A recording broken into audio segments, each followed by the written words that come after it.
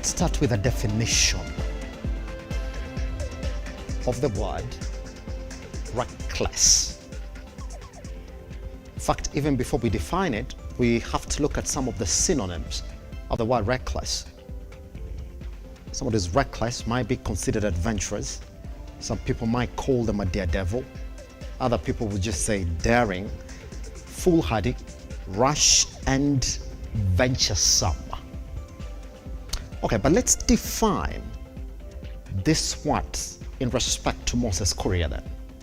Then we will say that while all these words would essentially mean exposing oneself to danger more than required by good sense, reckless in Moses Kuria's case then, that the CS trade, would imply heedlessness of probable consequences. So then you ask yourself, what consequences would essentially follow the reckless behavior that we've seen from one, Moses Kuria? Turns out, nothing. So his reckless behavior and utterances against the media freedom in this country is supported. Then this morning you ask me, how? Let's start with what the president said yesterday. The president has not once, not twice, not thrice, has come out hitting the media for fueling propaganda about his government. They say, and if you remember during his campaigns, it was quite clear that the media in the country was against him. So when he spoke yesterday, he did support the stand for Moses Kuria. Any other person you'll ask? DP, Rigathi Gachagua. While distancing himself from the comments of Moses Kuria, and I'm saying specifically when Moses Kuria said that any state official who works with NTV was gonna go home, or in other words, get fired, he said, I do support Moses Kuria on one grounds, that the story that NTV ran was essentially wrong, or it was attacking their government. But then he said, I distance myself from the utterances that indeed any other person who works with NTV would go home. So this morning, all these gentlemen, I want to remind the president, the DP, and Moses Kuria, and then in general the Kenya Kwanza government, on exactly what the constitution states about the freedom of media. And I'll read for you on Article 34 of the Kenyan Constitution that essentially gives you the freedom of the media. If you are claiming that you're leaders of this government, then please, this morning, listen to your constitution, to our constitution. Indeed, it states that all media in the country have the freedom to decide whatever editorial content makes the light of the day. So this morning, we as Lookuptv have decided that what we are going to talk about is the reckless behavior of one, Moses Kuria, one, our DP, and our president. So we dare you then to come arrest us. This morning, we talk about media freedom. Where are we? My name is Simba Kiage. This is Lookuptv, but most certainly the Morning Drift. Thank you very much for choosing to begin your day with us here this morning. We have a couple of issues that we're going to look at this morning, essentially on what happened yesterday on the back of now what is a done and dusted affair around the issues on the Finance Bill 2023. But most importantly, we're going to look at that in light of what we as the media have been asked to do or not do around this conversation. For now, we take a tiny breather. Let's jump directly into what you're waking up to this morning in terms of your biggest headlines in your newspapers.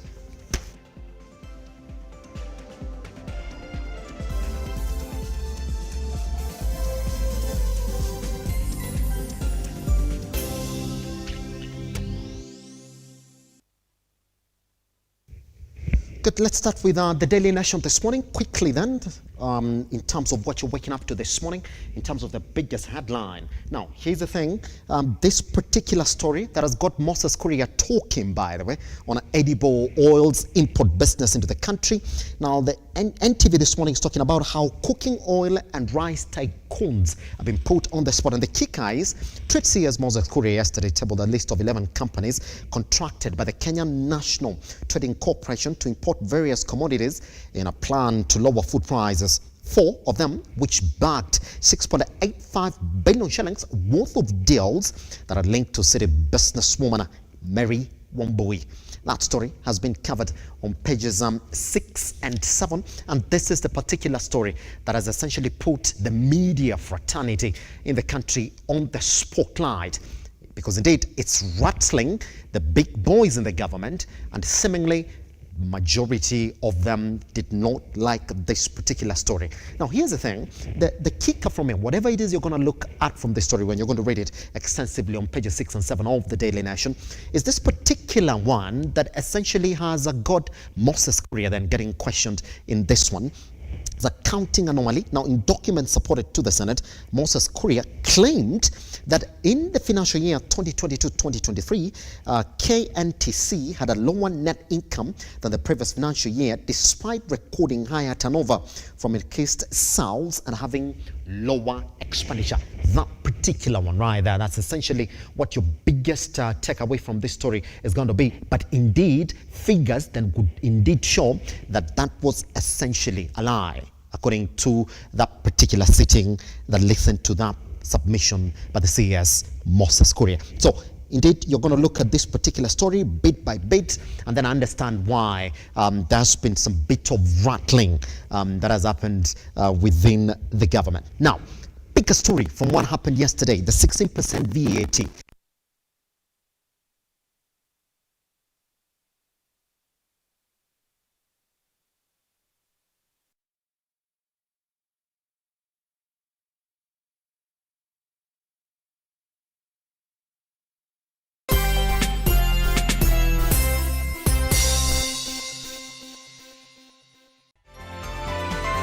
Infinity Industrial Park is one of the largest private industrial parks located along Eastern Bypass, Nairobi, which provides modern infrastructure for smooth operations for industries and business enterprises. Infinity Industrial Park offers world-class amenities and facilities with wide roads, a police station, a power substation, fire station, public transport stage, hospital, and shopping mall. In addition, Infinity Industrial Park also offers CCTV cameras, 24-hour private armed security patrol, sewer, water, fiber optic cable, and 3-phase power connection, added to public utility, canteen, and dining areas. Sail on the golden opportunity to invest in Infinity Industrial Park fully serviced warehouses at a special price of 3,569 Kenyan shillings per square foot. For more inquiries, visit our website infinityindustrialpark.com.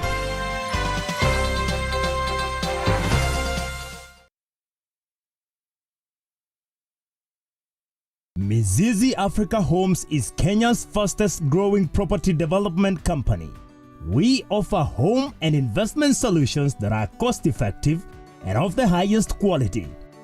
If you are an aspiring homeowner, look no further than Mizizi Africa Homes for the best competitive rates in town. Introducing our new project at Bustani ya Mizizi in Malindi. a prime property with close proximity to Malindi Town, Sandy Beach, international hotels and airport, private, public schools and hospitals, commercial area and police stations, fertile land, well drained with a perimeter fence all round, sufficient borehole and county water, electricity and man-made water harvesting dams for farming and fishing. Retire mapema bila pressure and grab yours today. An 8 acre at only 99k with ready title deeds. For installment payment, deposit 50%, balance in 6 months installment. Financing option available. Bustani ya Mizizi in Malindi. Mapema ndiyo best. For more information, contact us on 020-790-2215 or WhatsApp us on 0742-112-215. www.miziziafricahomes.com and email info@miziziafricahomes.com. Our offices are at Westlands, Watamu Court, Room 3, opposite Sarit Center. Mizizi Africa Homes. Together, building a solid foundation.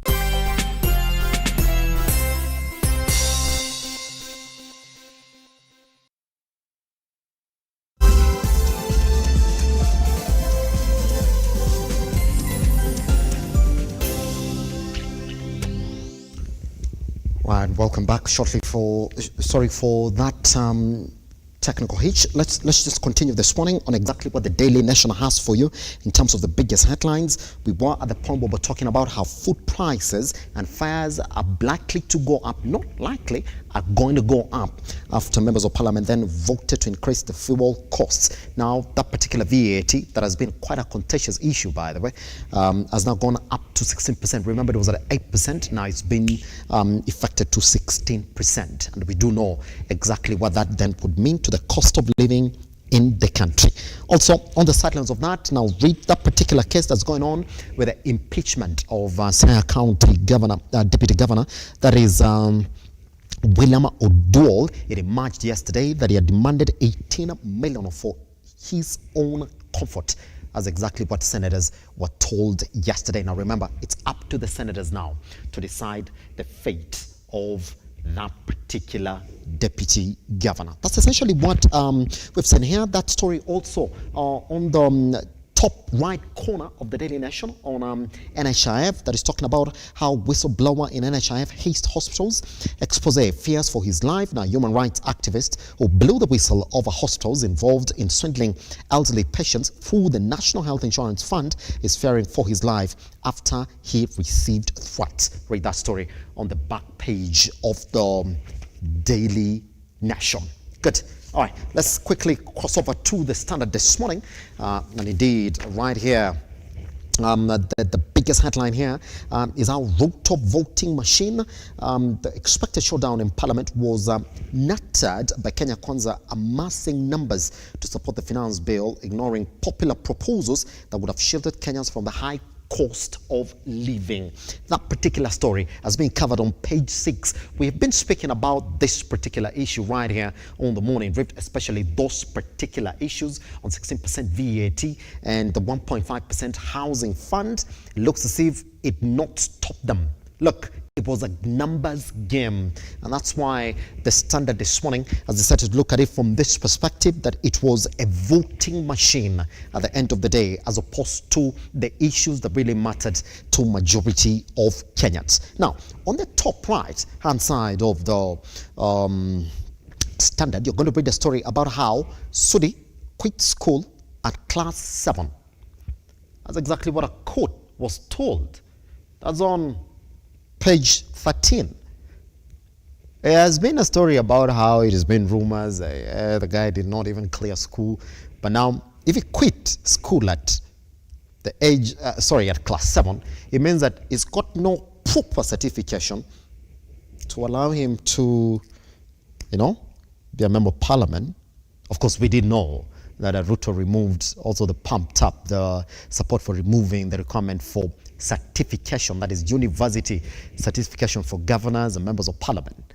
But it means that He quit school at class 7. Who knows? All right, that's just a story that you got to read on page 13. And next to that, we do have how CAM returns donor funds after expose. You do remember exactly what that particular expose was. Been covered on pages 25. And Odwal also pushed for 10 million for his own comfort. That story that has been also covered by the Daily Nation. Now, on that as well, shortly, you're going to look at how the Naivasha Safari Rally action kicked off. The president was there yesterday just to oversee the official opening of that particular competition.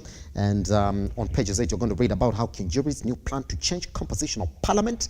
That has been covered on page 8. Good. The back page is talking about how Shabana is back to it. Those are the only news in the sports scene in the country. Take a tiny breather. Once we come back, then we jump into the biggest headlines that you're waking up to this morning.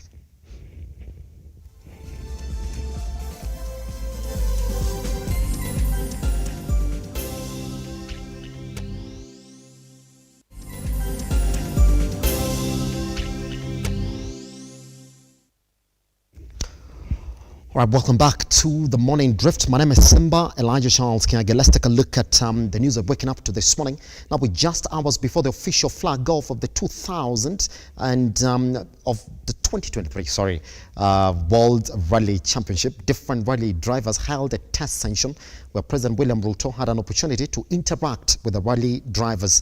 Ruto said the government recognizes the vital role played by sporting activities in promoting social and economic development of the country. It's an experience you cannot forget. I mean, the sheer speed, you can hardly see the road, you can hardly see the bend, and these guys are really professional. It is out of this world, and it's a life-changing adventure. If you ask me whether I want to do this again, I'm not sure. Because it's quite something. But I think it is. It speaks to training people who are professional at what they do. And I want to say the men who do this are real champions. You know, they deserve every respect that they have. They deserve our commendation, and it's really something out of this world. It was my first time in a rally car, my first time, and hopefully I will assemble myself and do this again, maybe another time. So otherwise, it was a great experience. Head of Public Service, Felix Koskei, has said civil servants will be held accountable for the mismanagement of public resources in their respective dockets. Koskei said the government is committed to eradicating corruption and the wastage of public resources. Zero tolerance to corruption, and all public officers will be held accountable for their own actions and decisions. It is no longer it wasn't me. It is no longer I got direction. It is no longer I didn't know. This time round, each and every public officer will be held accountable for their actions and decisions. So let us fall back to our procedures, your manuals, PFM Act, PPTA, and all laws that governs our activities that we handle every day. Now, a few days after Parliament Public Petition Committee raised alarm over the hazardous state of River Athi, a major detoxing exercise of the river has been launched in a bid to restore sections of the river which have been clogged by waste for years now. Innocent Ogaro with that story. From a distance, this could be mistaken for a muddy path. But actually, this is the state of River Athi, The once free-flowing river that was a beacon of hope that quenched the thirst of Athi River residents. The river is now characterized with garbage, choking stench and colored effluent. Residents here have very little to celebrate, and what's worse, the polluted water still serves helpless locals for domestic use and farming. Tuko kwenye hatari sasa, unacheki maji ikipanda mboga kama huku sasa itakuwa na effect sana. Itazidi kukaa. Before sasa unakula unaumwa na tumbo za zingine. Hiyo ni typhoid hadi.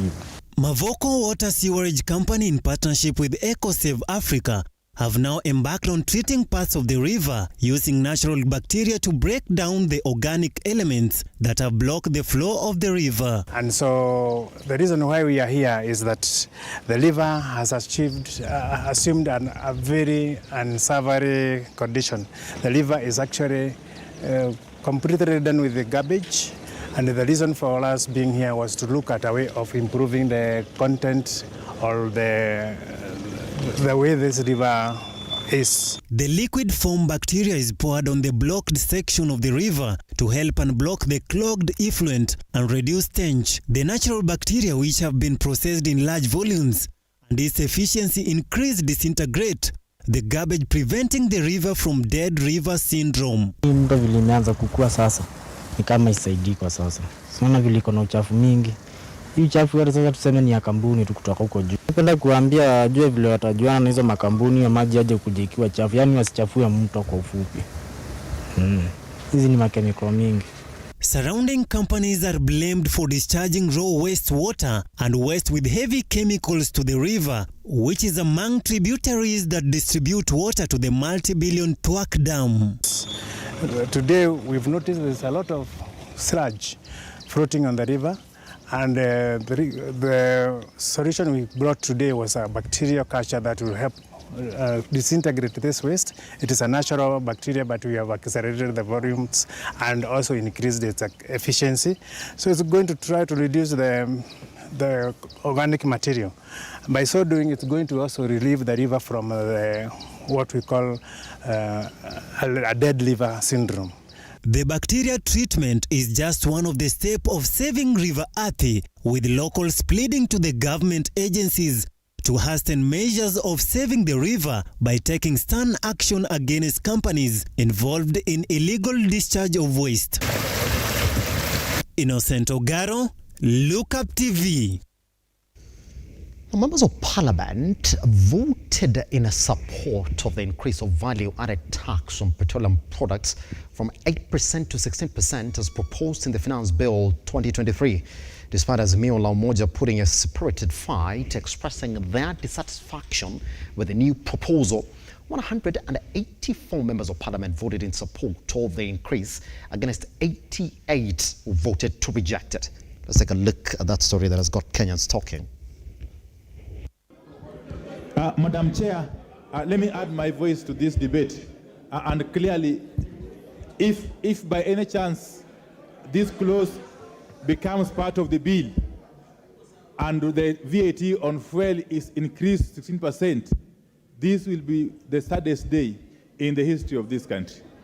Madam Chair, if there is one thing that is going to affect the common person, if there is one thing that is going to increase the cost of living in all aspects, it is this proposed increment on the VAT on fuel, Madam Chair. Madam Chair, we all know for sure that fuel is a driver of our economy on all facets. That the bill that is going to hurt Mwananchi, the bill that is going to hurt Bodaboda. Honorable Amboka, that is a point of debate. Majority whip finalized. Let me finalize by saying this. For clarity purposes, I'm talking about deferring. This issue was deferred from 2018 to this season. But be that as it may, Honorable Chair, hold on, Honorable Badi, be that as it may, the government has taken other mitigation measures to curb the challenge of the escalating. There are so many things. You guys want us to operate on subsidy. You guys want us to operate members, if you're on your feet, I am not giving you. Member for nominated member, Badi, what is out of order?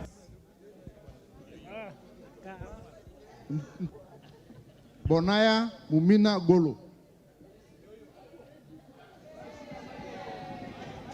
Lomwa Joseph Samal.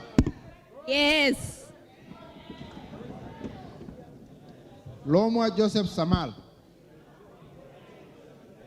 Tubi Bidu Mohammed. I vote no. Order, members. Now, Trade and Industry Cabinet Secretary Moses Kuria Wednesday morning appeared before the Senate to answer to questions on the edible oil saga. While defending the importation of the oil, Kuria accused the media of working with cartels in the oil industry. However, Azimio la Umoja allied senators led by Edwin Sifuna boycotted the session, saying Kuria was not fit to hold any office. Days after Trade CS Moses Kuria was linked to an edible oil importation expose, Kuria appeared before the Senate Wednesday morning, insisting that the importation was as a result of cartels hiking the prices in the country. The former Getundu South lawmaker highlighted 5 local companies that were exploiting Kenyans with exorbitant prices due to lack of competition. The problem with the edible oil industry is that 55 million Kenyans depend on 5 companies. If 5 companies collude and they decide to poison, all of us are going to be in very deep trouble. These 5 companies, Mr. Speaker, are Bidco, and I'll talk about Bidco later. There's a company known as Kappa, a company known as Pwani Oil, a company known as Menengai, and a company known as Golden Africa. These companies, they engage in what they call their own version of value addition. In February this year, through his Twitter handle, the CS tweeted, and I quote, "Until such a time when we will have a fully vertical edible oil industry, the government will continue taking measured measures to protect Kenyans from powerful cartels who continue to fix high retail prices and raise the cost of living." Azimio la Umoja senators, however, boycotted the sessions, insisting that following his recent sentiments on the media, he was not even fit to hold any office, let alone appearing before the Senate. The Azimio senators have taken a position that, in fact, we cannot allow somebody like Moses Kuria to appear before the Senate and soil the hallowed halls of Parliament. Moses Kuria, as you know, is the poster child of hate speech and ethnic contempt in this country. He's a very acerbic tongue. He's a staff of legend in this country. And for the Senate to afford him an opportunity, we want to discuss his conduct, especially his recent unwarranted attacks on the Fourth Estate in this country. He has threatened members of the media. Despite being cautioned by various organizations regarding his statement on the expose by Nation Media, Kuria yet again accused the media of liaising with cartels to create an unfair competition in the market. My honest opinion is noise sponsored by these 5 companies which I have stated, which have continued to enjoy monopoly, which are using the profits they have made historically to fight our efforts to bring down the cost of living. I ask him, Mr. Andai, I find it difficult to continue giving you answers because even when we provide the correct information about edible oil, you continue to write negative stories. That gentleman from the Nation, Mr. Speaker, told me that every time I write the correct truth, my editors tell me that all they want is a negative story. Mr. Speaker, that conversation did not happen verbally.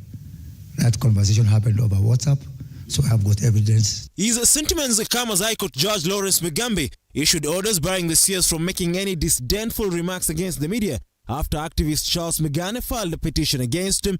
Ian Keitani, Lookuptv. That story is our conversation this morning.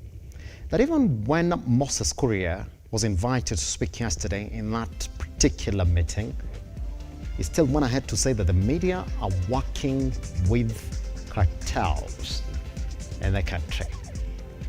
Now, Edwin Sifuna, who's Azimio allied senator, refused that he was not going to appear in that sitting. Reason, he doesn't feel that Moses Kuria is fit to hold any office. This morning we asked the question then, if indeed Moses Kuria is a state official. You'd like to think he knows the process of raising, number one, complaints about journalists in this country. He knows the roles of the bodies that are supposed to come in and look at the stories that the media do. Why is he this reckless? And if indeed you can call them reckless, why is he getting this pageant from? Once we come back right here on The Morning Drift, my name is Simba Kiage. We are online at Lookuptv across all your social media platforms. I am at Kiage Simba. Good morning. See you shortly on the other side of the break.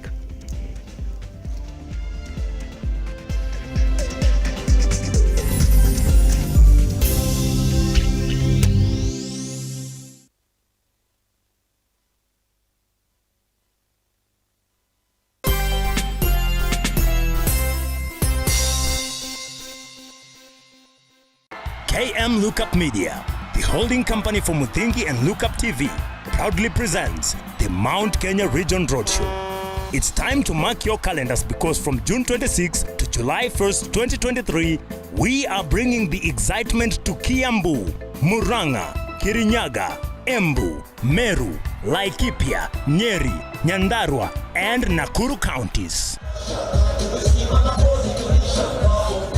Are you ready to be a part of an electrifying TV roadshow? Join us as we embark on a thrilling journey through the magnificent Mount Kenya region. Lookuptv and Muthingi TV are hitting the road. We are coming straight to your towns. But that's not all. We are not just bringing you TV. We are bringing you an unforgettable experience. Enjoy your favorite comedians like Njoro wa Ukulima ni Mali, Marafiki, among others, live performances, and get a chance to meet your favorite TV personalities right in your own town. To our sponsors and partners, book your slot for the greatest brand experience and conversions. To book this fast-moving opportunity, call 0110-430-158 or email sales@lookuptv.co.ke. Get ready to be swept off your feet as we bring the magic of television to your doorstep. Let the TV adventure begin.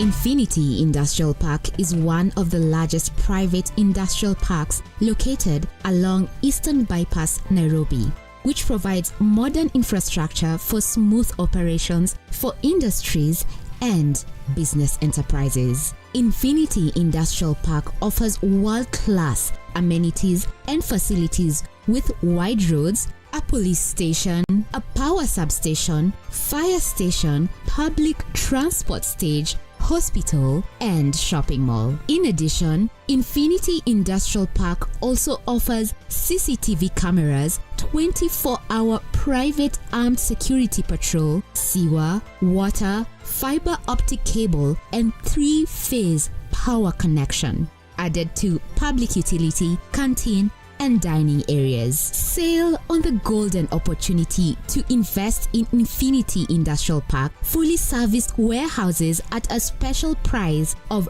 3,569 Kenyan shillings per square foot. For more inquiries, visit our website infinityindustrialpark.com.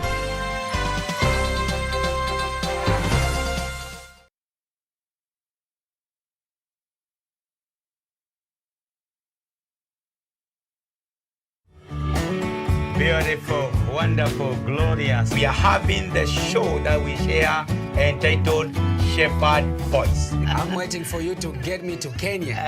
That's what I'm waiting for you. God is the source of every blessings that flow into your life. And I know that God is going to bless you and to do a new thing. Pray. Pray.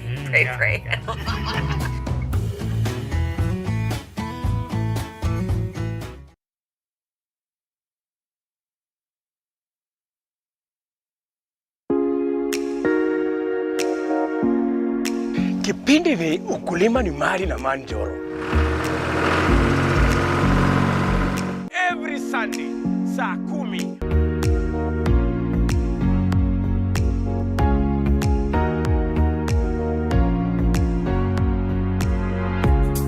jiunge na mimi ili nikufundishe mengi kuhusu ukulima wa nyanya, wa mboga, kuweka ng'ombe, kila kitu ambayo inahusikana na ukulima, ili ujifundishe mengi, uweze kujua ukulima pia ni mali. Kumbuka kipindi ni nini? Kipindi ni ukulima ni mali na Manjoro, upate hela.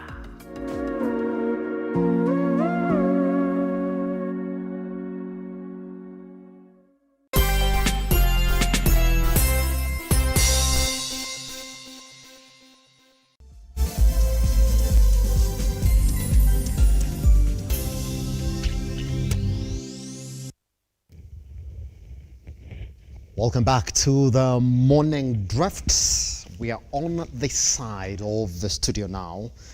And yes, there's a lot that we're going to talk about. We're going to touch quickly on the 16% VAT that essentially was voted to. But if you do remember, the number is 184. That's the one that really matters. The Standard this morning is calling it Ruto voting machine. But then, that's not essentially where the story is this morning. Because what is getting Kenyans talking is what the trade and industry CS, Moses Kuria, is essentially talking about. I will tell you what it is. Even when he appeared in front of that Senate committee, he did still continue to say that the media in the country is working with cartels. Just before I introduce the gentleman who are going to join us this morning, let me give you the background of this story. It's a story that has been carried by Ian Keitani. And I'll give you the background like this. Trade and Industry Cabinet Secretary Moses Kuria on a Wednesday morning appeared before the Senate to answer to questions on the edible oil saga. While defending the importation of the oil, Kuria accused the media of working with cartels in the oil industry. However, Azimio la Umoja allied senators led by Edwin Sifuna boycotted the sanction, saying Kuria was not fit to hold any office. Let's take a look at that story and then come back and essentially talk about it. Days after Trade CS Moses Kuria was linked to an edible oil importation expose, Kuria appeared before the Senate Wednesday morning, insisting that the importation was as a result of cartels hiking the prices in the country. The former Getundu South lawmaker highlighted 5 local companies that were exploiting Kenyans with exorbitant prices due to lack of competition. The problem with the edible oil industry is that 55 million Kenyans depend on 5 companies. If 5 companies collude and they decide to poison, all of us are going to be in very deep trouble. These 5 companies, Mr. Speaker, are Bidco, and I'll talk about Bidco later. There's a company known as Kappa, a company known as Pwani Oil, a company known as Menengai, and a company known as Golden Africa. These companies, they engage in what they call their own version of value addition. In February this year, through his Twitter handle, the CS tweeted, and I quote, "Until such a time when we will have a fully vertical edible oil industry, the government will continue taking measured measures to protect Kenyans from powerful cartels who continue to fix high retail prices and raise the cost of living." Azimio la Umoja senators, however, boycotted the sessions, insisting that following his recent sentiments on the media, he was not even fit to hold any office, let alone appearing before the Senate. The Azimio senators have taken a position that, in fact, we cannot allow somebody like Moses Kuria to appear before the Senate and soil the hallowed halls of Parliament. Moses Kuria, as you know, is the poster child of hate speech and ethnic contempt in this country. He's a very acerbic tongue. He's a staff of legend in this country. And for the Senate to afford him an opportunity, we want to discuss his conduct, especially his recent unwarranted attacks on the fourth estate in this country. He has threatened members of the media. Despite being cautioned by various organizations regarding his statement on the expose by Nation Media, Kuria yet again accused the media of liaising with cartels to create an unfair competition in the market. My honest opinion is noise sponsored by these 5 companies which I have stated, which have continued to enjoy monopoly, which are using the profits they have made historically to fight our efforts to bring down the cost of living. I ask him, Mr. Andai, I find it difficult to continue giving you answers because even when we provide the correct information about edible oil, you continue to write negative stories.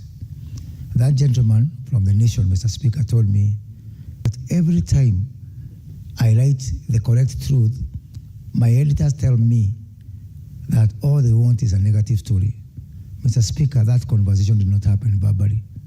That conversation happened over WhatsApp, so I have got evidence. His sentiments come as High Court Judge Lawrence Mugambi issued orders barring the CS from making any disdainful remarks against the media after activist Charles Mugane filed a petition against him. Ian Keitani, Lookuptv. Again, let me just express what essentially Article 34 of the Constitution of Kenya talks about the freedom of the media, and it states that under this, the state shall not exercise control or interfere with any person engaged in broadcasting, the production or circulation of any publication or the dissemination of information by any medium, or penalize any person for any opinion or view or the content of any broadcast, publication, or dissemination. I'm going to repeat again, that penalize any person for any opinion or view or the consent of any broadcast, publication, or dissemination, word by word. Good. Let me introduce the conversation. Ben Kinuthia, who's a lawyer, is already in the studio, but waiting for the other gentleman to arrive. Ben, let me start like this.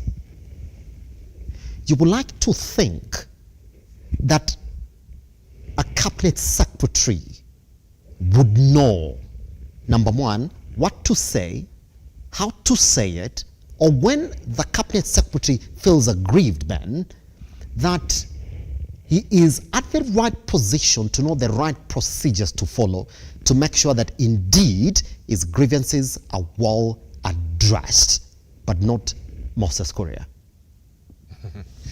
Thank you very much, and a very good morning to our viewers. I'm happy to be on this studio. Thank you for the invitation. It's a huge honor.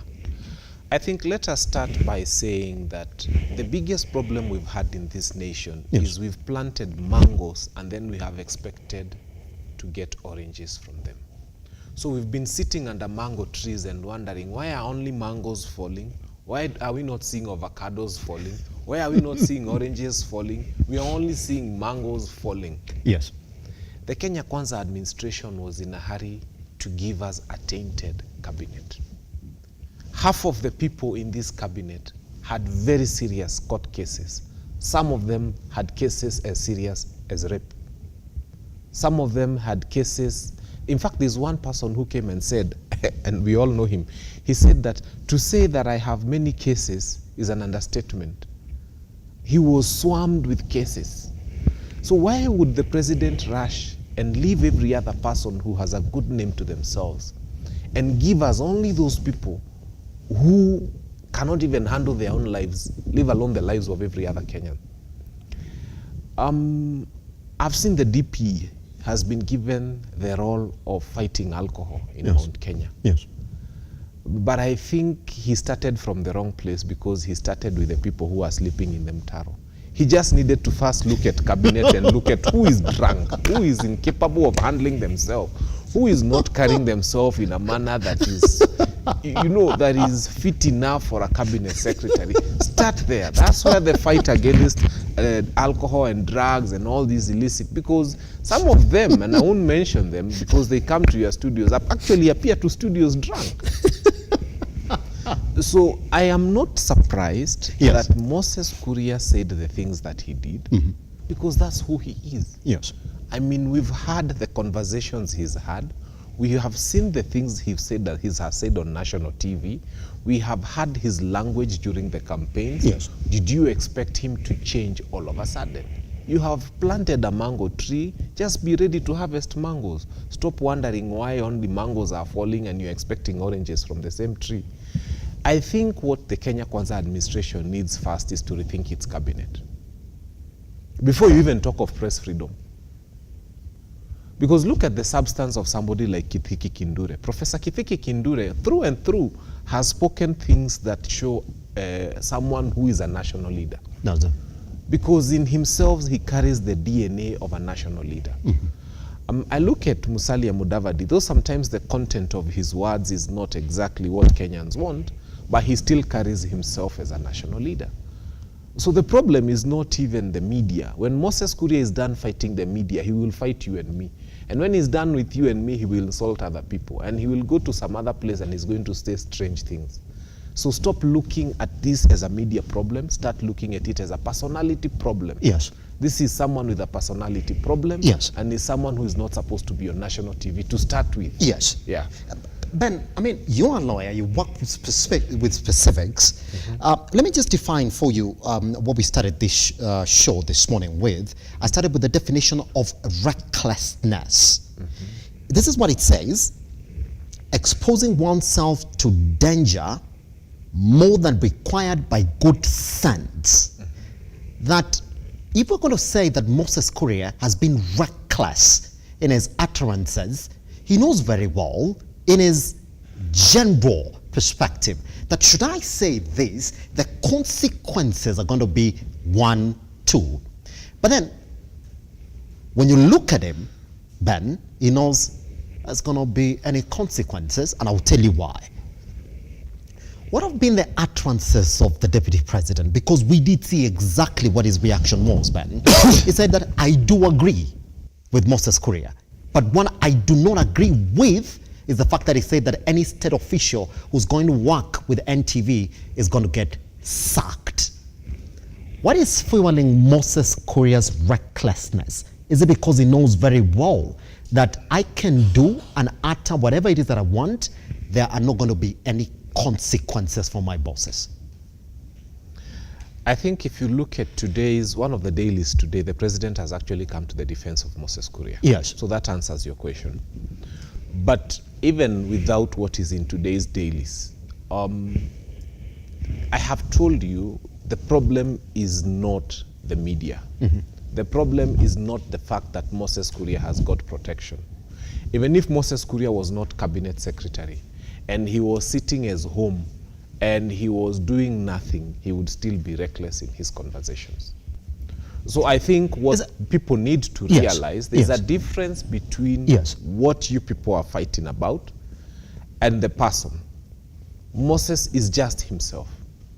He is the wrong person to be cabinet secretary. Yes. And even if we end this media war, I can tell you, before this year is over, there will be a couple of other, if you want to call them reckless, comments coming from him. So don't try and fix a personality issue. No, let me tell you.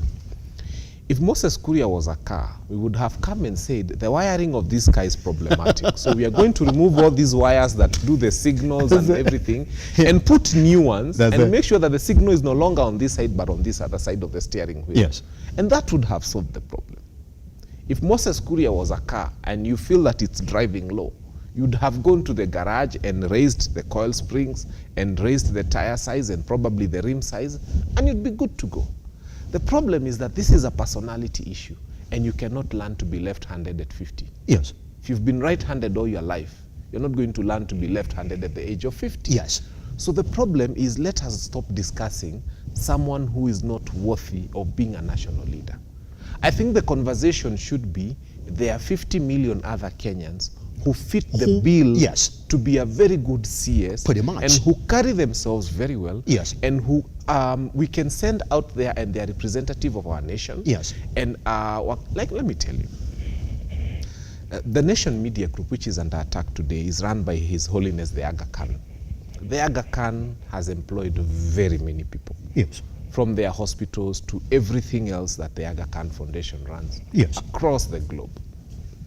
So why are we thinking in terms of value? Who brings more value to this nation? Is it Moses Kuria, the CS for Trade, who is now manning the taxes that we are giving as Kenyans? Yes. Or is it the Aga Khan who is employing thousands, if not hundreds of thousands of people, and from whom very many families are benefiting? I think when you look at it from a cost-benefit analysis, yes. If I was in charge of this nation, I would say we benefit more from the Aga Khan as a foundation than we benefit from having Moses Kuria as CS for Trade. Yes. The sheer number of families whose daily bread comes to their table because they wake up and go to NTV, to the Aga Khan hospitals, to all those things that because aliwaita majina ingine how. You saw his Twitter handle. Things that I cannot even repeat on TV, Yes. but the good thing is the internet does not forget. And for any Kenyan who is wondering, just go to his Twitter handle. It's still there. It's not been pulled. Yeah, it's still there. He used a very unprintable word. But that foundation, in very many words, is supporting very many families. I'll be coming back to you, by the way, because then we know where the problem is. And even before that, even these two men, and I will remind you of the person who appointed him to that position, even before he took over government, even when he was in the previous government, if you do remember the famous phrase of gazeti ni ya kufunga nyama, indeed it started from there, and even him today is still talking about how the media has been biased against him, and then on the other side says, we gotta support them, even when they print propaganda. We'll be coming back to you. Paul, how are you doing, sir? Let me bring you into the conversation. Yesterday, even after the High Court has essentially told Moses Kuria, we do not want you to continue slandering any media station in the country.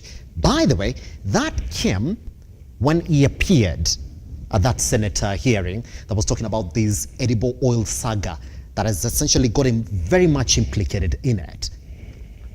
He still continued to say, look here, the gentleman was behind that story. He has spoken to me. That he says that even when I write the correct story, my bosses want a negative story. The question being then, is it a factual story? It could be negative story, but is it a factual story? Moses Kuria didn't say a negative factual story. He said a negative story, essentially. So what Moses Kuria would wish is this gentleman to turn around and only focus on the positive facts in that particular story, not essentially bring out what he deems as negative. The same thing that Ben is weighing in on this morning, that we are focusing on the wrong issue. The issue is not Moses Kuria, that Moses Kuria is going to be Moses Kuria, even if you made him president today. The issue is who can come in out of the 50 million Kenyans to take up that position that Moses Kuria has, because he is not fit for it. I think that ought to be discussed in the context of what is the role of an independent media, and what is the role of a leader who is legitimate and who is properly qualified to be called a leader in context of the chapter 6 of the Constitution, which goes beyond the demeanor, it goes beyond the character, it goes beyond the physical appearance of that person. So the problem is beyond Moses Kuria, and this is not a contextualized problem. This is a systemic problem. It doesn't start today. It has been there. So even as we look at the solution, basing on the case of Moses Kuria, it goes beyond Moses Kuria to the system and what is the role of the government in context of where the media is saying negative things about it, and what is the role of the media when it is being used. You see, the defense by and large by those who are supporting the utterances of Moses Kuria is that indeed you are being used. And then we need to understand who is using it and what is the benefit. Of course, the media plays a very big role. The media, we can just remember the fasihi in high school, it's kioo cha jamii. It's supposed to tell us what is really happening in the society. Without even basing on the side, even beyond basing on the side, whichever divide they support, they ought to tell us clearly what is happening. So I think the problem is beyond just a simple incident. But does Article 34 essentially talk about what it gives you the freedom of the media. And I'm going to read it to you again. Of course, I know you're vast with it. Just for the sake of our audience, let me just put it out to you so that you see exactly what it is. This is what it says, that nobody, the state in this fact, the government, shall not penalize any person for any opinion. It is clear. Yes, it that is. Even when you know that I'm getting used, you're not supposed to interfere with that. Yes. Prove it. And you see, the law on defamation and libel is very specific.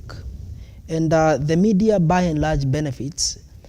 And the law and the article of the Constitution allows anyone to express themselves. As to the factual essence of what they are talking about, that is an issue that can be raised by anyone who thinks whatever they are saying is not factual. Yes. So the opinion of individual is protected. But the opinion, as we discussed some times back, the right of one person ends where the right of another person starts. What is Moses Kuria's right in this particular issue? In this context, this is for bringing back. In this context, I think he went overboard in trying to slander without specificity as to what ought to have happened. Yes. Because when you use such words without evidence, if he had any issue with the media, I believe there is the internal mechanisms of dealing with any person in the media that particular one. And he knows very well that there's a complaints commission by the media. There's the CA, there's the Media Council of Kenya, there's the Kenya Union of Journalists. There's just a lot of areas that he would have attacked. Yes, that's why I'm saying he went overboard. If he had any issue with any person, any media personality, any media house, there is the proper channel to address it without going to vindicate them. Yes. On the public. Yes, Ben. I think we have a huge problem. Let us not sanitize nonsense. Let us be very candid with what we are doing. Yes. Number one, it is in the dailies today that one of the companies that was contracted to supply that edible oils in this country is owned by Wambui, and who is the chairperson of the Communications Authority of Kenya. Yes. Now, this Wambui has disturbed this nation for a very long time. If you remember the Arturo saga and so many other things also that happened implicated in that as well. Yeah. So we are saying that Wambui has now become a good person, and that all the other sagas in the past were fabrications. I wish we had a conversation and said that the media said that the government has lost 200 billion, yet it had only lost 6 billion. In fact, there has been no dispute about any of the figures that was ever given. I wish, defamation and libel comes where you say, this gentleman here has stolen 200 million from me, and he's a thief. Only for us to find out that we have a mutual debt of 20,000. That's it. But on the content of what was aired on that expose, there has been no question. Number two, let me ask you, has there ever been a shortage of cooking oil in this country? Have you ever woken up one day and gone to the supermarket and there was no cooking oil? Never on record. So why are we importing cooking oil? If it works, don't fix it. If we don't have a shortage of potatoes in Kenya, why are we importing potatoes? What is wrong with your head? Rice is rotting in Moya. Farmers are crying. They're saying they have over 600,000 tons of rice. And they're importing rice. Even when we had the drought, even when some families were dying, I remember people in Kinangop calling and saying, tuko na viazi, because our roads are so bad as Itoki, na tuko na cabbage, tunaweza patia those who are starving. But what was your government doing? Importing maize, yellow maize, and importing for us the sugar that is now they're trying to deal with because it was poison. And releasing it to us. If there was a problem with the content of what the media aired, I wish they were saying, these people are lying, we did not import oil. But they've admitted they imported. They imported oil into a nation that had enough oil in every shelf. And then imported oil was never cheaper than anything that we were buying. I wish they imported and said, because we have imported, now it's going to stabilize the prices. Ile yenye tumeimport, tunaenda supermarket tunaambua imported edible oil 200 shillings per liter, local edible oil 700 shillings. Then it would have made sense. But you bring oil where there is oil and sell it at a price almost higher or equal to what our local companies are doing. And then you are roaming around here and saying you're promoting manufacturing. Where? How? So it makes absolutely no sense to have a conversation about Moses Kuria. The only conversation that this nation should be having about Moses Kuria is why he has not exited as CS for trade. And because we have 50 million, this guy, even the way he sounds, is 10 times more qualified to be CS. You sound very well. Why haven't you made you CS? Then we have a guy here who is insulting the media left, right, and center, and he's the CS for trade. Or Ben, the right question, because we do know exactly how it is. I mean, phrases of "I'll not quit if that was essentially at my doorstep" is a thing that we expect from Kenyan leaders and politicians. Or the question that we should be asking this morning then, what is coming from the people who gave him that job? Because it's coming out clear. Essentially what this recklessness is coming from. So can we direct this question to the right person who gave him that job? Paul, let's start like this. Yes. Qualify this statement. It's a good thing that I'm sitting with lawyers this morning who essentially will tell me exactly what that statement means or whether it'll stand in front of people who really want to hear your side. When the DP stands up and says, I do not agree with Moses Kuria on this issue of any other state official works with NTV is going to get fired, but he says, I do agree with him on that issue for propaganda. I do agree with him, all right? But on that particular issue for any state official getting fired, that's where I disagree with him. I want you to take a minute to qualify that statement. Also, the president, by the way, we're going to play those clips, also says, well, I do agree with him, all right? But we need to support the media, even when they write propaganda. Can you qualify those two statements by those two gentlemen? In a minute, once we come back, we start with you, because I'll play you that particular clip in entirety. Okay, so what I would say, you remember there is something we call oxymoron. Naza? Where you give on one hand and you take with the other one. Of course, the reason why, yes, and I know the reason why the leaders of the government are supporting Moses Kuria is because if they do not support, the discussion will go, why did you even have him in the first place?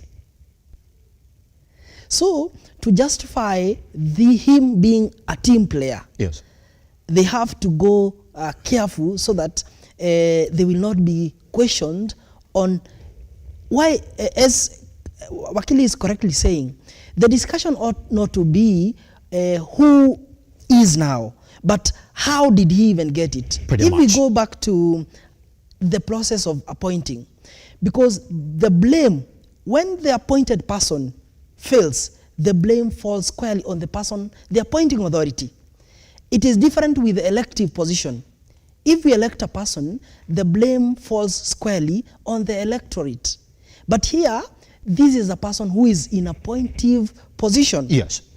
If, for example, today, if your child yes, beats another child and you are supporting the other child, not your child, even when your child is wrong, there is somebody who will see something wrong with you. That's it. Now, Paul, they have to support I want him. you to hold your thoughts there, because we're going to come back so you continue with those statements. Yes. That's when you're going to see exactly what Moses Kuria said when he was told to apologize, yes, and what the president spoke about it yesterday. And I'll be reading you sentiments of the president during the campaign period, after the campaigns, by the way, even last month, when he talks about how the media perceives his government. Once we come back right here on Lookuptv, my name is Simba Kiage, still with a Paul and Ben right here on the morning, just looking at exactly where the freedom of the media is in as regards what Moses Kuria wants effected in the country. Once we come back.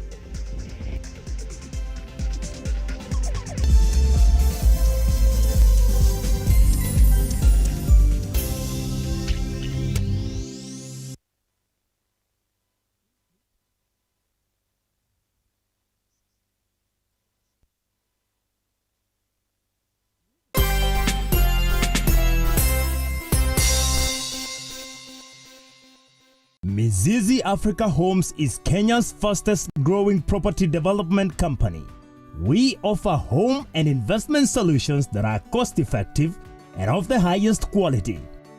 If you are an aspiring homeowner, look no further than Mizizi Africa Homes for the best competitive rates in town.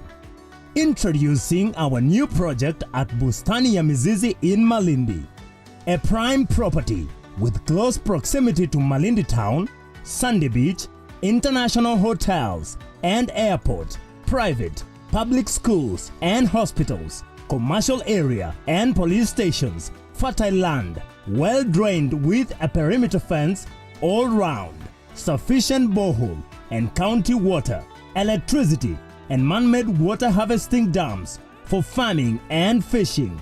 Retire mapema bila pressure and grab yours today. An 8th acre at only 99k with ready title deeds. For installment payment, deposit 50%, balance in 6 months installment. Financing option available. Bustani ya Mizizi in Malindi. Mapema ndiyo best.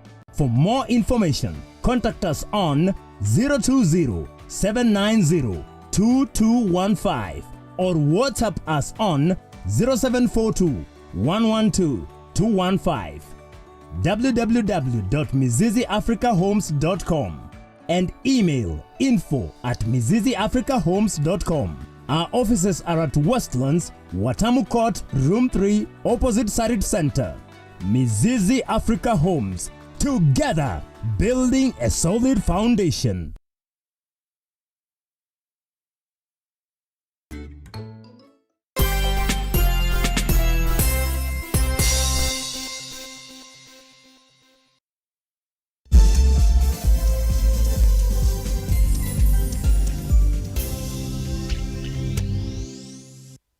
All right, welcome back to the Morning Drift. My name is Simba Kiage. We are with Paul and Ben as we look at where we are in terms of the state of media freedom in the country. Now, Moses Kuria was given a chance to apologize, and this is exactly what his response was immediately then, that he was told, hey sir, you see, whatever you've said, we do recognize that you're CS, you do understand how we run affairs in this country and as a government. In fact, you are just at a very senior position in this country. So could you please retract some of the statements you've made? Let's take a look. On the offensive against the media, especially NMG, are you going to apologize? I am not apologizing. First, they should apologize to Gerard and I, whom they have threatened to fire, just for wanting to write an article that is balanced. My friend, I've been a media owner before. I've been a writer in your newspapers and all that before. There's nobody who is pro-media more than me.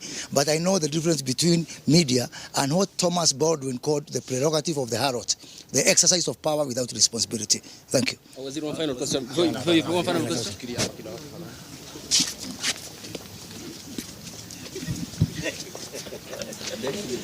Just to put that communication into perspective, I've got a message from my former producer, Tabitha Modoni, who used to work at Moses Kuria's former TV station, Fanaka, and says, before you come in and start talking about being a media owner, could you please go back and pay all those journalists that you didn't pay when you realize that you're not going anywhere with that particular station?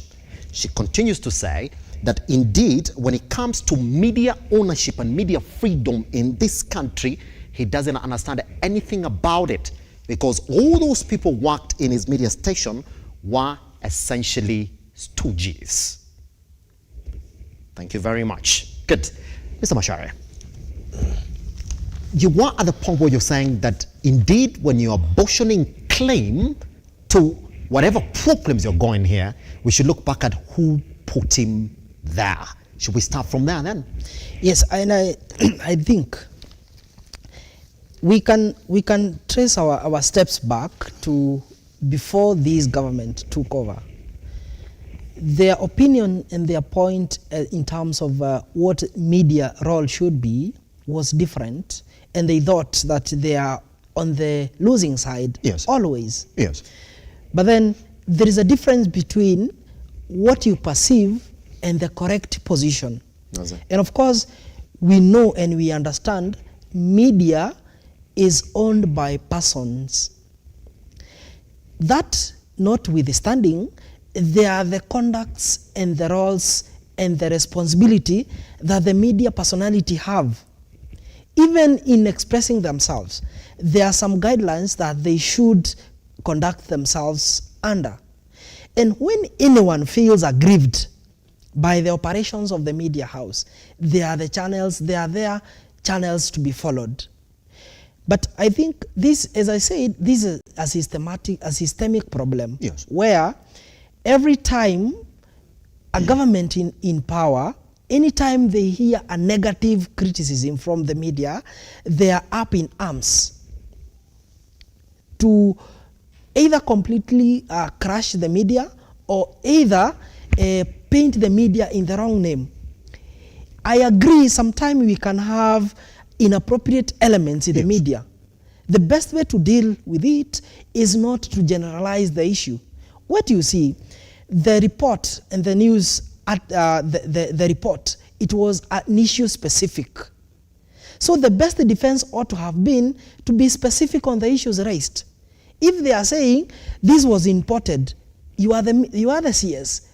Bring evidence that there was no such things, so that then the people that are listening to you can objectively discern what is being aired.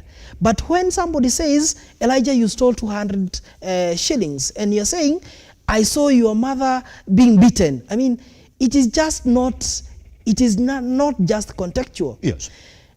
Every person, when an issue happens, let us deal with the issue at hand. When the media is wrong in reporting, bring the fact and prosecute it in the right channels.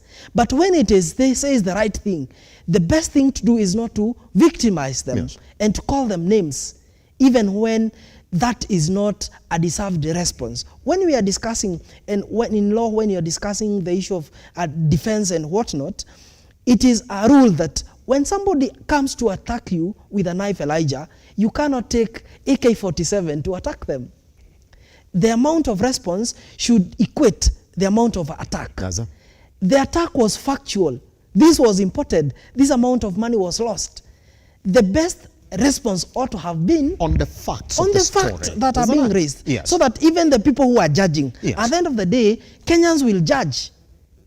But when we start hurling insults without proving the facts issued, if the issue was the CS being involved in immoral conduct, it would be justified for him to give an immoral implication, an immoral intimation to whatever was said. But this is a factual issue. Today's nation, tomorrow is Lookuptv. They want to educate the media. They want the people aware of what is happening. If they report on an issue, let us have a substantive response on the issue, so that if it is wrong, it is corrected. If it is right, the wrong party is punished accordingly.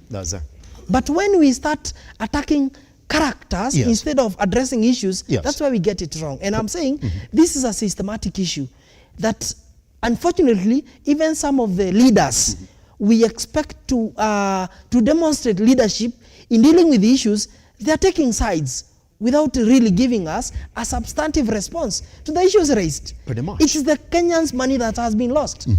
The best that would have been, it is to defend the Kenyans' money, not really Moses Kuria, because the person occupying the office can be anyone. But if they are allowed to get away with their conduct, just because they are individuals with characters that they can insult anyone, they can step on anyone without taking account and asking them to account for their conduct, I think we get it wrong. Pretty much. We get it wrong. But let me throw you into the conversation like this. Now, I want to take you back to the 4th of June this year. I mean, even when I'll take you back again to what was said during the campaigns. This is from the president, the appointing power then, who gave Moses Kuria this job. This is what he said.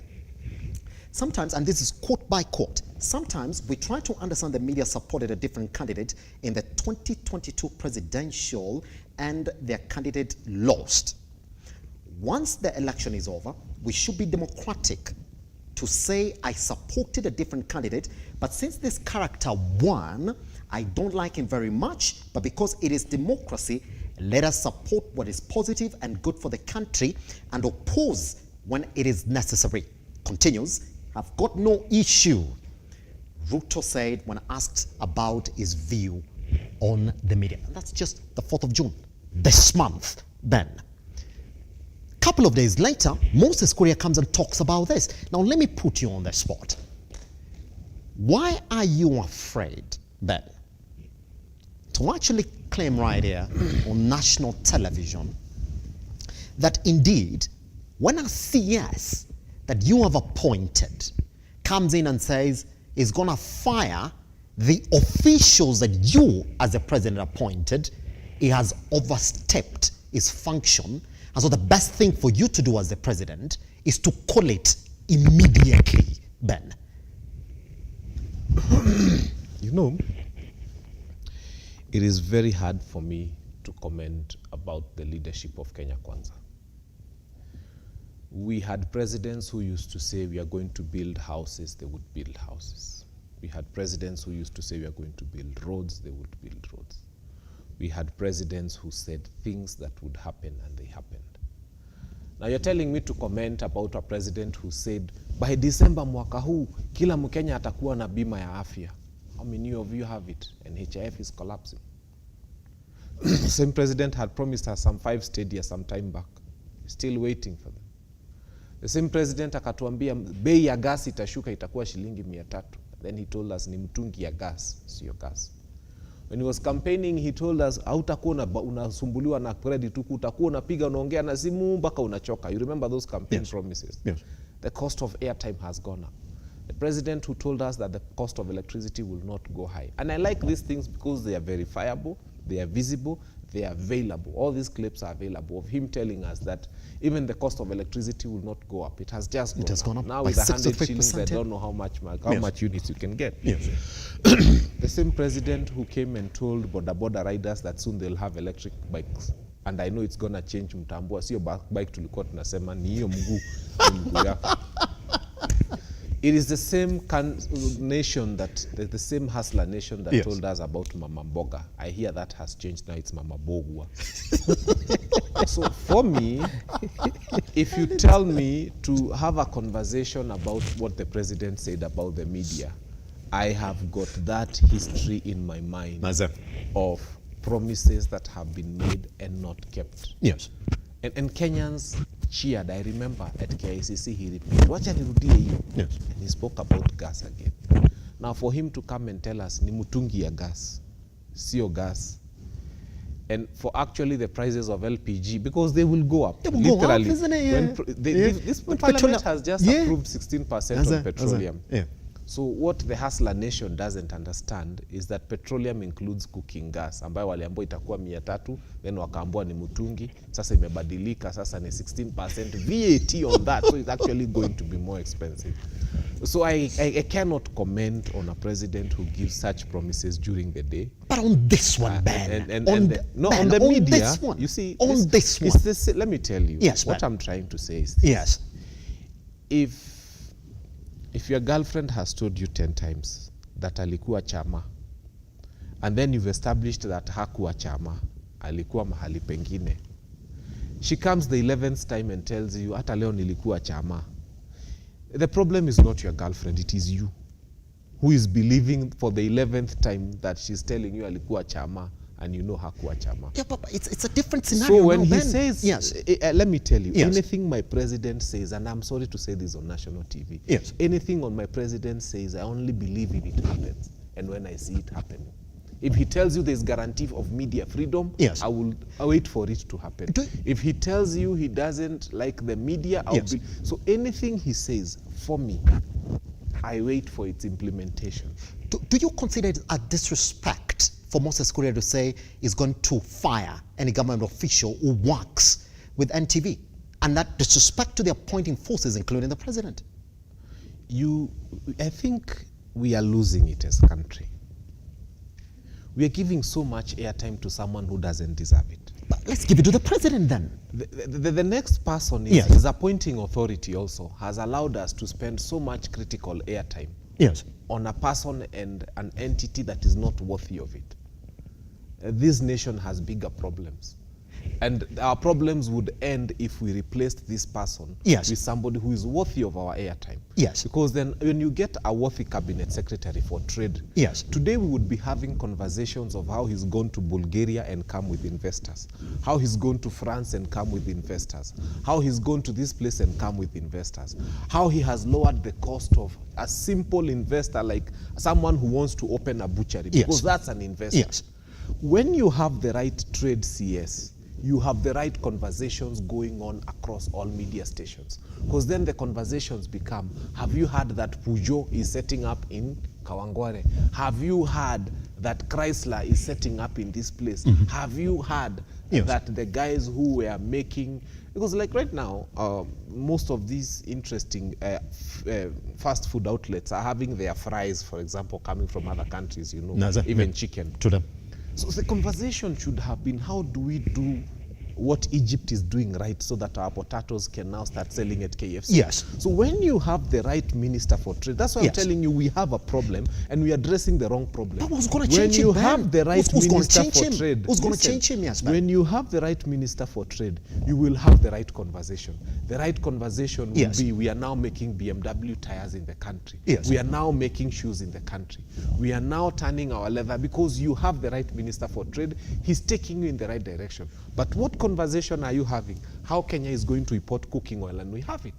How Kenya is going to import rice and it's rotting in Mwea? How Kenya is going to import every other thing, jerry cans, kwanza mikebe na tunatengeneza mingi hapa industrial area. And it's coming. In fact, I wish it was even coming containerized in a whole, you know, like the way they bring syrups for the soda and everything.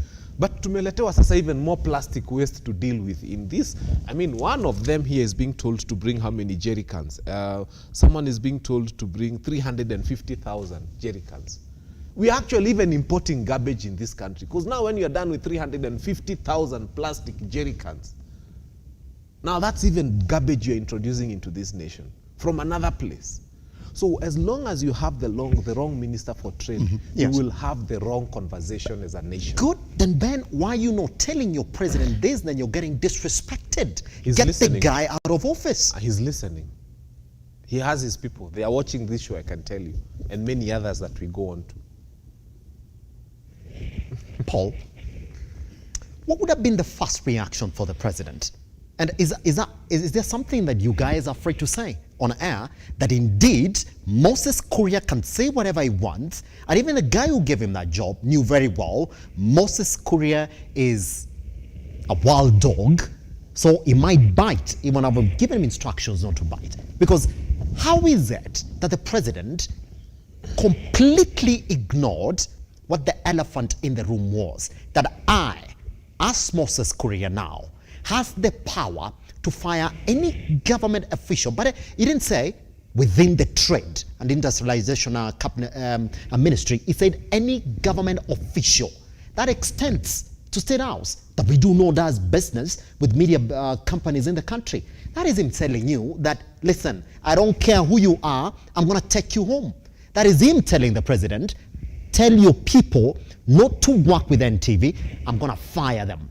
That is him taking the responsibility of the president. Why did the president ignore that particular fact? I don't really know exactly why the president ignored to address that issue. But what I know is sometimes you communicate through your actions or inactions. When something wrong in his government happens and he is not saying anything, by implication, he may be said to support what is happening. Sometimes we communicate not by mere saying things, but even by our conduct and implications. And I wish the government and the people in the government can know, particularly the apex of the government being the president in the executive. When he was elected and confirmed as the president, he changed from being the leader of UDA to being a national leader. And actually, the president is a symbol of national unity. What that means, whether you supported him, whether you abused him, whether you did not vote for him, he is your president. And all his actions, which boils down to the people he deployed to act, they ought to depict that position. So it is unfortunate that we have had utterances that the government is a company with shares, and some have more preferential shares than others. It's unfortunate. But because when the government is in office, it is no longer, as much as it is a party, it's a vehicle as a party that put it in the government, its role changes from the party confinement to a national confinement, where they are now in charge of the taxes of those who voted for him and those who did not vote for him. They are in charge of making policies of those who voted for them, yes, and those who did not vote for them. Yes. So any conduct by the president and the people supporting him ought to have that picture in depiction. Now, when something wrongs happen and the president is mum on it, it calls to speculation that either he is supporting it or he does not really care about it happening. Because the president ought to be affirmative, because at the end of the day, it is his government that will be judged. As much as we are attributing the enterprises of Moses Kuria as an individual to him, yes, it is implicating only the government. Who is the government? And in this context, who is the appointing authority? The president. And it doesn't really go just to that ministry. Any conduct by the person appointed by the president ought to reflect the picture of a nationalhood, the picture of a person who is not ready to discriminate. And I'm telling you, and I can assure you, if Moses Kuria makes his threat real and people are fired, there'll be multiplicity of cases in court, labor court. You cannot fire somebody because of their opinion. It is not in line of their engagement as employees. Yes. You cannot fire somebody because they did not vote for you. Actually, when you look at the civil service is not supposed to take side per se, because their service is in a continuum. They do not serve just the government, they serve the people of Kenya. And when their conduct discriminates, when their conduct violates the principles of good governance, there are actions that ought to be taken against them. But you see, what is happening, the people who are supposed to steer good governance, they are at the forefront infringing those rights. And the person who can take actions on them, either he is not aware of it, we may presume, or he's just ignored it. What is the perfect description of it, Ben? Is it aware or ignoring it? It's like someone telling you. Yes. You know, I'm going to shoot you, but he's holding a knife. The reason I'm saying that is this. A government advertisement doesn't just find itself on the dailies. Anybody who's been in the media knows that government has got procurement law. And that nobody woke up one day and started a newspaper and an advert found itself there. That's true. There is a procedure of pre-qualification. And usually they float it out. You're told we want to advertise in the 3 dailies, then people of course give their quotations, then they look for which bidder they are going to give, probably the lowest, and so on and so forth. I think Moses Kuria is of the imagination that the media usually wakes up and walks up to a newspaper and tells them, put this advert there. Government money is not spent like that. and even a village elder knows that government money is not spent like that. Government money is spent through proper procurement procedures. And there's no advert that finds itself from Kenya National Highways Authority or Kura or every other place that somebody wakes up and decides we are going to advertise in newspaper A and not B in the morning. The persons in procurement will tell you they receive quotations. The people who work here will tell you that before government advertises even anything on air here, they'll ask for quotations. They'll ask for pro forma invoices. Those things, they have to justify why they advertised on Lookuptv and not TV X, Y, or Z. So Moses Kuria is saying that if you advertise, I'm going to shoot you, or I'm going to fire you, or I'm going to make you lose your job, but he's forgetting one thing. For this person to stop now advertising in this particular daily and start advertising in all the other dailies, they would still have to go through a procurement procedure and prove that advertising in the other dailies, the procurement procedure was followed. So you don't just wake up in the morning and fire someone. What if this newspaper that he doesn't own was the only one that had been pre-qualified by that institution at that point in time? What does it mean? They start a pre-qualification process. So it means there will be, and you know, there are certain things you cannot do without putting them in the dailies. For example, change of user, for example. There are so many things that NEMA does, the National Environment Management that have to be publicized first in the dailies before they actually air. Yes. Especially where you have very important public spaces that probably want to change from residential to commercial. You will see lots of those advertisements happening in the dailies. And that procedure is done in a particular way. And you cannot then come and say that you'll not put in this particular newspaper, because there are people who read it and there are very many people who do it. So I think let's again stop having a conversation about someone who is not worthy of it. Pretty much. I think we should be having a conversation about getting us a Minister of Trade who will start allowing us to talk about how he brought a serious company in this country that is now making braids for our women at a cheaper price, and our women are happy, and it's employing 2,000 Kenyans. Let's have a conversation about a Minister for Trade who's just brought in a new company in this country that 60 years after independence we are able to make a wristwatch. Juu hata baskeli hatutengenezi yetu. And we have a trade minister who is causing us to have a conversation about who should advertise where, instead of us having a conversation about how we should make the first bicycle 50 years after independence. Pretty much. Guess what? Then we're going to have that conversation, because we're going to read into the sentiments of the president yesterday. He was put on the spot to explain what he thinks about it. So what we're going to dig into that is, do you read a man who's recognized that indeed there's a problem in one Moses Kuria?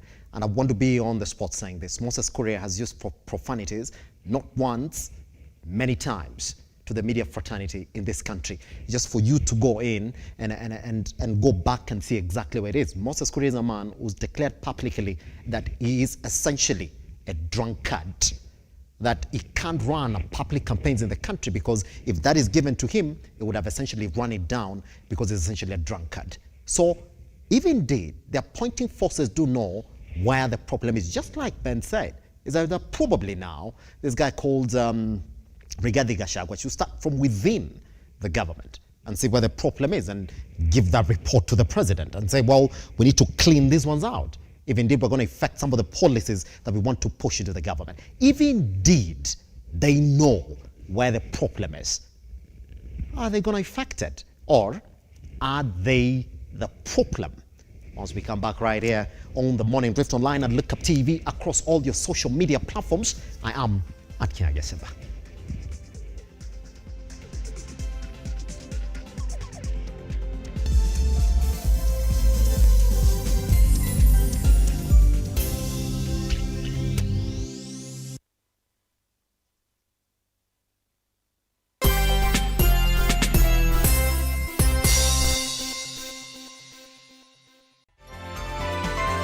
Infinity Industrial Park is one of the largest private industrial parks located along Eastern Bypass, Nairobi, which provides modern infrastructure for smooth operations for industries and business enterprises. Infinity Industrial Park offers world-class amenities and facilities with wide roads, a police station, a power substation, fire station, public transport stage, hospital, and shopping mall. In addition, Infinity Industrial Park also offers CCTV cameras, 24-hour private armed security patrol, sewer, water, fiber optic cable, and 3-phase power connection, added to public utility, canteen, and dining areas. Sail on the golden opportunity to invest in Infinity Industrial Park, fully serviced warehouses at a special price of 3,569 Kenyan shillings per square foot. For more inquiries, visit our website infinityindustrialpark.com.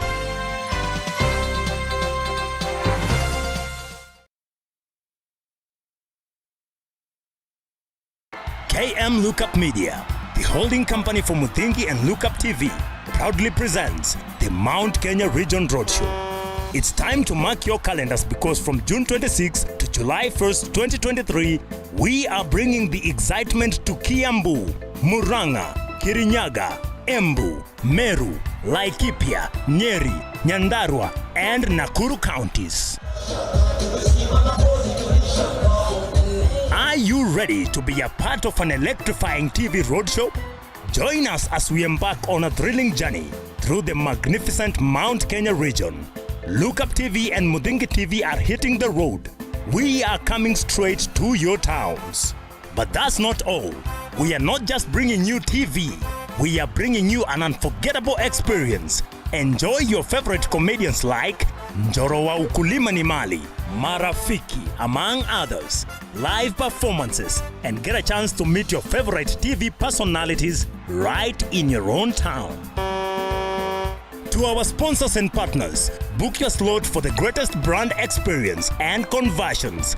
To book this fast-moving opportunity, call 0110-430-158 or email sales@lookuptv.co.ke.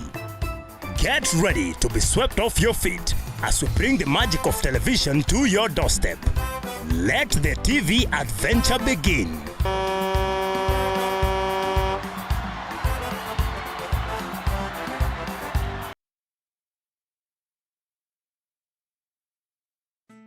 Once again, tuko hapa Angel Center for Abandoned Kids, all because of you. My name is Catherine Wanjiru Njero. I am the admin, Angel Center for Abandoned Children. Our founder is Wamaitha Mwangi. We currently have 64 children, 32 going to school, and among those 32, 2 are special children, and we are left at the home with 32. Now the toddlers and the infants. To the Lotto Foundation, thank you so much for remembering us. Guys, we lack words. We lack words. We don't know what to say. Thank you for remembering us. You made a promise and you have delivered. And may God bless you. To my fellow Kenyans, as usual, cheza Lotto, sio ndoto. Angel Center tumeshinda Lotto. Every time you play Lotto, 25% goes to the Lotto Foundation, which supports our fellow Kenyans through various causes. Thank you for your help. Together, we are changing lives.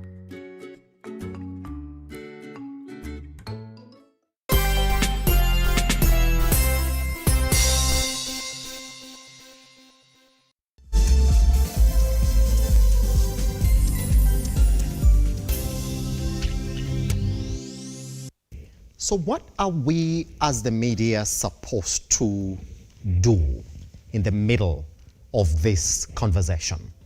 Now you like to think then that the president will come out and completely shut down Moses Kuria, ask him to apologize, and then give us the way forward in terms of how we carry our stories within the Kenyan scene. But when he got a chance yesterday then to respond to the remarks by one Moses Kuria, this is what he said.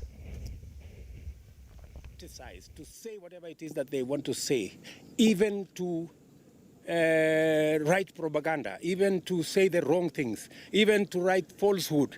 You know, we must defend that right. But we must also defend the right of those who hold the media to account or who call out the media when the media goes rogue. We must also defend the right of people like Moses Kuria to speak their mind. The same way we are defending the media to say all the things they want. So, Mr. President, let me take this opportunity then to ask you this question, because it's the same question that we're asking this morning.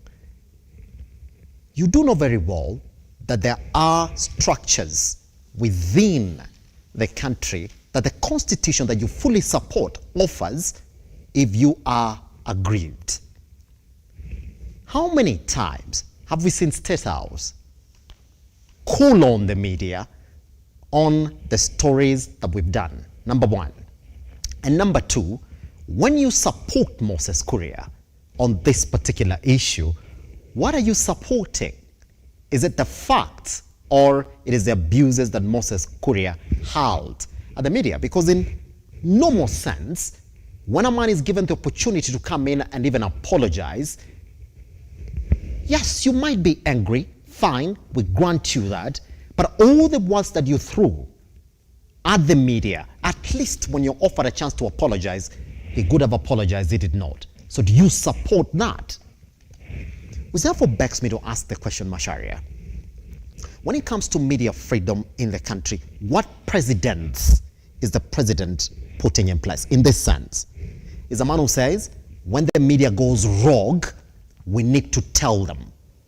Number two, the DP over the other side is also saying, well, I do agree with Moses Kuria, they shouldn't have done that story, or that story was wrong, but I only correct him in the second part of his statement when he said that government officials are going to be fired should they work with that particular media house. When you look at the president they're setting in the country, are they pro-progressive media or they are pro-government media? So one thing I said, and I know, by and large, yes. Leave alone even the government, no one likes to be criticized. No one likes to be told, I don't like how you're doing things. That's a basic, the basic understanding or the entry point to my response. But then we have to understand the people who are serving, it is not for their interest they are doing whatever they are doing. It is for somebody else's interest. And therefore, they ought to get used yes. to people criticizing their position. At least for the president, I have never heard him openly abuse the media, calling it names like other individuals have done. But when he comes in and says, we know the media is against us, is that not the same thing that Moses Kuria is saying in different words? I mean, when you say somebody is against you, it's fine. It's an acknowledgement that they are not to support you all the time, which is fine. That's fine. For a man who understands law, Article 34, yes. that you can do whatever it is that you want in this democratic space. Yes. Why would he turn around and say, we know you guys even write propaganda, but we are supporting you? Those should not be the words. The qualification of the statement, yes. that we know they are not supporting us, that is fine. But now, when it comes to the issue of the propaganda, yes. as I said, every issue should be dealt with how it comes and how it is. Hold on, Macharia. Yes. Listen, whatever you're saying, that it's okay for the president to say that we know the media are not supporting us, but the president should know that the media should not support him. Exactly. Is that what know the law envisions it like? What it ought to be. Yes. And I think every leader should note this. The media should not or ought not to support you 100% and at all times. And that should be even you yourself who's making that statement knows very well. Yes, that in a democratic space, progressive media should not be pro-government. And actually that should even be understood from the voting. Not everyone supported you. The same way, yes. the media that ought to tell people what is happening, yes. inform, yes. Point out, criticize, praise where it is due. Yes. That acknowledgement should be not used as an attack. That I know, Elijah, you don't support me, you should not use that to attack me. Yes, but that's the media that you're talking to. Yes. It's like telling a light bulb that I know this light that you have here makes me see, but I know it's not supposed to make me see. You know, okay, Ben, just Macharia, hold on. Ben, just let me give context to this. Here is a president who is essentially representing a constitution. You are a body. So when we see the president, we see the law, equity, equality, straightness in terms of the way a country should be run. We are a democratic republic. Then the same president goes around and says, I know this media in this country doesn't support me. What precedents is he setting? I think first we need to pray for our head of state in a good way, because you see, yes, there is this culture of we against them. First it was hustler versus dynasty, then it changed. Now it has gone to the place where we are talking about people with a pay slip versus people without a pay slip. And a lot of people who voted for Azimio versus people who did not vote for Azimio. And we are also having conversations as a nation, led by the top leadership of this country, by the way. We are also having conversations as a nation about a media that supports this side of the country, doesn't support. The president is the symbol of national unity. You like to think, is that? And if I had been elected president tomorrow morning, I would have called the media and told the media, I know we may have had our own different ways of thinking in the past, but now we have a country. And by God's design, or by a sheer bad luck, or good luck, I am the president. Let us create one nation. I'm okay with being criticized by you, and I'm okay with you doing your work. Yes. But at the same time, also be kind to me and be kind to this nation. Do things that will not divide the country. Do things that will make us all feel that in as much as we don't agree, we are children of the same mother called Kenya. It is usually incumbent upon the head of state to make everyone feel that he is the head of state, he is the father of the nation, and that they can always come back to him. Yes. I'm a father in my own house, and even if my child was to go wrong, I would punish and correct them, but let them always know that they can come back to me for school fees, they can come back to me for every other need in the house, because I love them and they are still my children. But you cannot be the kind of father who comes and tells your children, we najua unipendi, unapenda jirani. They remain your child.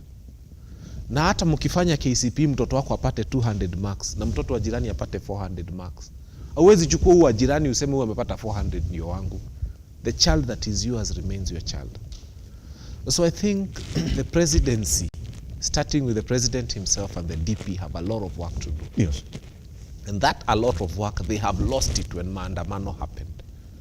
Uhuru Muigai took advantage of when Raila was about to start his own maandamano during the second term and brought him close and his people and made them feel that this nation belongs to all of us. And he had a peaceful 5 years, and the disgruntlement would only come from a few people here and there. This is a golden opportunity. I wish he took that opportunity, maandamano and all the other noise that has been happening in the country, to get the disgruntled people, not to tell them, I am the head of state, mupende musipende, mimi ndio nilichaguliwa, nyinyi mulipoteza, wewe mko msituni. This is the opportunity to make every other person who feels like they are not part of the Kenya Kwanza administration, to feel that we have a magnanimous head of state, yes, who reaches out to you even when he has got the power to crush you, yes, and makes you feel a Kenyan and makes you feel that you want to be part and parcel of this nation. Yes. Too bad the advisors around him are the Oscar Sudis of this world who survive in divide and rule, and a few others who have no understanding of what it is that it takes to build a nation. Yes. But I pray that he gets people who mean well for this nation. Yes. And people who understand that the media is an ally, it's not an enemy. And let me tell you, even the person who comes with a lot of venom fighting you today, and they come and tell you, you owe me 100 shillings, unamwambia, hata si mia ni 150. Yeah, hebu keti nikueleze how it is 150. Unajua ni 150 kwa sababu ulikuja, and when you came, you know, you have made a few phone calls, you have tried following, hata uliandika OB pale kwa polisi. Naze. So I'm imagining you spent another 50 shillings on this process. So I owe you more than 100 shillings. So now you've disarmed this person. Amekuja kudai 100. Can you imagine someone comes and tells you, you owe me 100,000. Then you tell me it's actually 120. I will sit down, I tell you where the other 20 came from. Now he gets an interest. And then you start explaining to him why you're not able to pay and how you can pay in good time. We can all create allies of the people we want. I'm a lawyer who works in mediation arbitration. I don't do the conventional litigation of taking people to court. Yes. Because I realize that the two people who have a dispute understand it better than the judiciary. Unajua mnapelekea judge kesi, he's a third party, na nyinyi wawili ndio mnajua shida yenu mahali iko. This nation can be built on love, it can be built on concession, it can be built on the head of state just calling people and having a conversation with them. Pretty much. Yeah. Ben, just before I move on to Mr. Macharia, I want you to hear the words of Judge Mugane when he was getting in that injunction to stop Moses Kuria from uttering anything against the media in the country. And then you tell me, how close is it to the same judge also advising the president and the DP in the selection of the words they use when they talk about the media in the country? And this is what they said, that pending the hearing and determination of this application, an injunction be and he is hereby issued against the Cabinet Secretary, Ministry of Investments, Trade and Industries, Hon Moses Kuria, preventing him from uttering and expressing, now here, any insulting, number one, demeaning, belittling, condescending, disdainful, disparaging, or vilifying words against any media practitioners within the meaning of Article 34 of the Constitution of Kenya. Now, let me turn the same description here by Judge Mugane to what the president says. That I know sometimes you guys are against us, I know that very well. I know you did not support me during the election is done. Now, I know you're against me, but we gotta support you to do your job. Is that not the same direction you will give the president? How is that not qualified in this ruling by Judge Mugane? I think again we've lost it, and I sometimes I suffer trying to reduce my thoughts to something that I can be able to explain to the public. Kama kuna makosa tulifanyia Mungu atusamehe, to deserve a government that would require a court order and an injunction for them to behave. How did we get to the point that for a cabinet secretary to behave or for a president to support the media, they would require a court injunction? How did we get there? As a nation, we deserved to get leaders who, with or without a court order, with or without an injunction, are able to very easily obey the law and do the right thing and refuse to insult and condescend and on all those things that the judge has said. Kenya deserves a leadership that does the right thing without an injunction and without a court order. We deserve that leadership. So what, Ben? And we have it. So what, Ben? I take it back to the voters. Next time I'm telling them, and I beg you, whoever you are, if you're a voter out there, please next time don't be very emotive in your voting. It is wise and fair and good to try as much as possible to understand what it means to have a vote in your pocket and to use it correctly. Then we don't have to deal with such problems. Pretty much.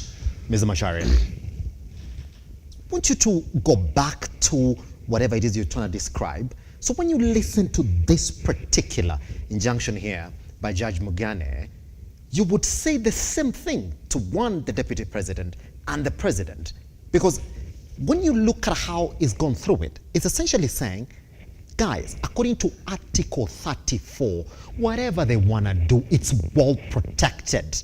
In other words, shut up. Let it go on. I think what the judge is doing is actually reminding people of the position they should be once they are elected. And I said, the statement by the president that he understands and he confirms that not everyone supported him should be qualified with a statement that I will not, or my government will not interfere with the operations. Because saying that they do not support him and ending it there, it is not elaborate as to whether he is going to allow, by implication, action or inactions, other individuals related to him to attack the media. And you see, that is why I believe what we have courts. It is unfortunate that people who are supposed to be championing for national agenda, national framework, national developments are to be reminded by the court on how they should speak. It's very unfortunate because it deviates our attention to things that are not very beneficial to us. Now, imagine for somebody to have gone to court, the court spent some time listening to that application. Somebody spent time drafting that application. The judge used national resources to hear that application. Whereas the actual causation is utterances by somebody who ought to have been doing bigger things than that. You see, that's why I think those who are in position and those who are not in position, they have not fully appreciated what is their specific role in terms of the national building. I fully agree with what my colleague said. The president is a symbol of national unity and doesn't stop just from being a symbol. He should spearhead the national unity of this republic. In any debate, and how the Constitution frames the issues, and the first article of the Constitution gives people all the powers they have, which is to be exercised as provided in Article 2. Yes. So the president is a creature of the people. So the president, when he listens to people, when he engages people, and the people here means everyone. Yes. You take what is good and beneficial to them and champion that which is of a great utility to them. We talk about the social government and utilitarianism, yes, and the benefit of the great majority. But when we allow, and it's unfortunate that even those people who the president sends to represent him, sometimes they go overboard, not concentrating on the issues they ought to concentrate, yes, and deviating the interest. If we are discussing how can we lower the taxes. Yes, in 45 seconds, Mashari. Yes. Yes. How can we ensure that the media is more neutral, is more legitimate in operations, rather than just abusing it, because the media will be there forever. But the position and the capacity some leaders hold, it's not permanent, it's periodical. Now, if they fail to take the positions well, it will be unfortunate that they will have failed all of us. Pretty much. Yes. Guess what? Take the gentleman that we've had this morning, that is Ben and Mashari online, and just get into their thoughts on exactly what is wrong with this particular issue. If you're going to listen to Ben is saying you're wasting time on the wrong person. Why are we talking about this? So we're talking about completely something different. And he's asking then, I do not understand how we got here, but we have to wait for the courts to tell our leaders exactly how to speak. It is wrong. Thank you very much, gentlemen, for coming by. Yes, 15. Yeah. If you don't import cooking oil that we need, and you don't have 5.7 billion being paid outside of payroll, the media will not have that story to cover. Well, if there is no cooking oil being imported against the needs of Kenyans, the media will not have that story to cover. And this whole story is dead. We've got to step out like that. Once we come back, we talk about Mzizi Homes. I'll be telling you exactly how you can get a home now that the 3% passed yesterday. All right, maybe there's a shortcut once we come back.